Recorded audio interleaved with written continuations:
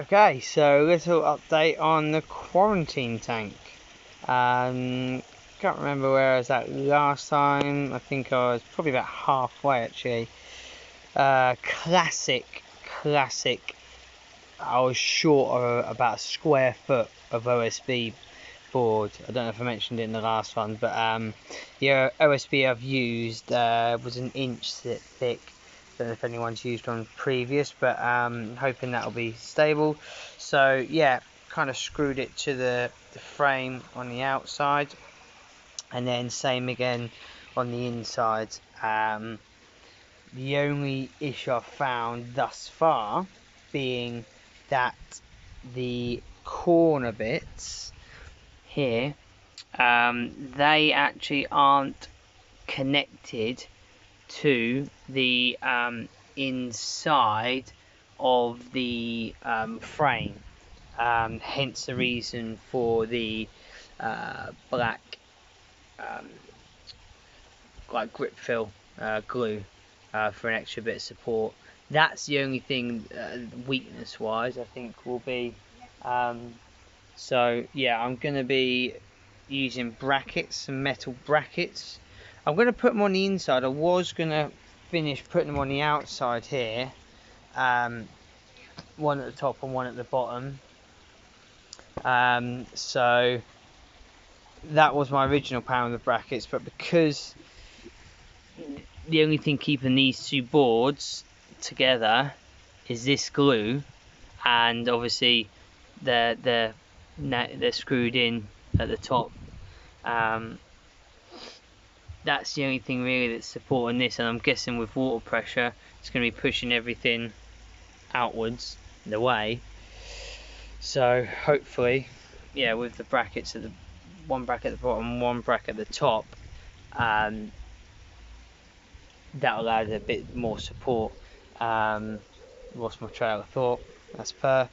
But yeah, so I'm going to use the brackets there. There's the, I probably showed you last time, there is the filter house, so to speak, posh wording for a greenhouse. And I'm literally going to be probably an inch in terms of size, width wise and length wise, and fitting it in. It's going to be a tight fit. So yeah, these are 76mm brackets that hopefully should do the job. And then got some quite a bit bigger sturdy ones here, B&Q specials, and one of the other ones, Juicens as well. Yeah, that's about it. The insulation's going in quite well. I left this, no I haven't actually, I screwed that on, funny. But yeah, there's insulation, tucks in nicely in the middle, so you should give it a little bit of insulation there. So yeah, just need to finish tidying up this part here. That's going to be the front. Haven't decided if I'm going to paint it yet. I have got some black, it's almost like bitumen paint, or some paint that I might paint the outside. You're only really going to be able to see one corner there and then the front, so don't think I need to paint the whole lot, to be fair. If I've got enough paint, I'll do the whole lot. But yeah, and then last bit is siding. I have got some liner still in the shed, but ideally I don't want to liner it. I don't want any of the folds in. I'm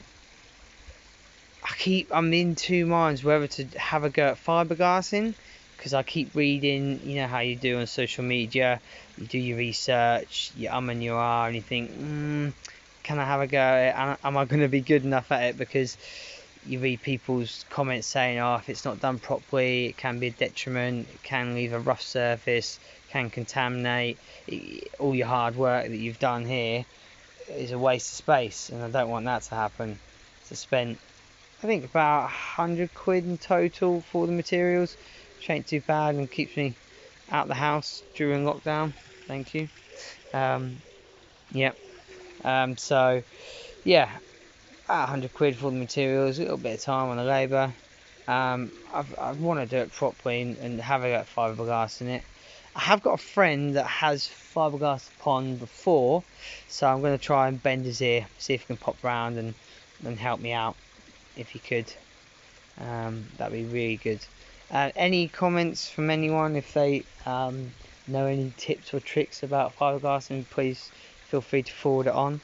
I have seen a couple posts about this G4 sealer. Not sure. I'm guessing it's like some sort of adhesive or something that you can still apply. I'm hoping you can apply it direct to this OSB. Obviously, I'm going to sand all this down. Maybe touch up the screw heads with some glue. Clean it all out the bottom. So yeah, that's going to be my first option, either that G4 sealer or fiberglass, and then maybe second option if I've got enough liner to liner it. But yeah, little update. I've got some stencil of some Koi actually that I used previous on another little filtration cover. So maybe some nice little black, some red, maybe stencil, some Koi would look nice, and that's painted black. Any thoughts? Chuck it over. Here we have Mr. Snail. Pretty exciting day, as you can see. It's doing his thing on the insulation. This little bugger has been absolutely nailing my beetroot and, well, that's meant to be cabbage. It did say it was cabbage, but I'm not a clue. It doesn't look like cabbage. It looks like cauliflower. But yeah, back to more pond and koi related topics. There's the missus. Give us a wave. Oh, there's kids on here, you know, watching this. Yeah, she's giving me grief already because I spend too much time in the pond. She says I play with my pond far too much. So those of you that have a missus know my predicament. Anyway, that's the pond update. I'll stop blabbering on. Main pond update. You did some clay yesterday.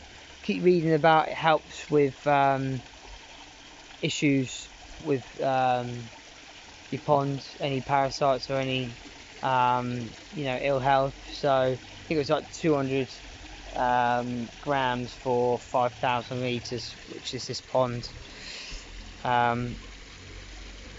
So yeah, it's a little bit murky, a little bit cloudy today. Did a little clean out of the bog filter, going strong. Thanks to Devon Koi Pond again for his help on that. Nice little blade coming off. I lose a little bit of water off the edges there, but I find it quite funny because that's my trickle out. I just haven't set up a trickle in yet.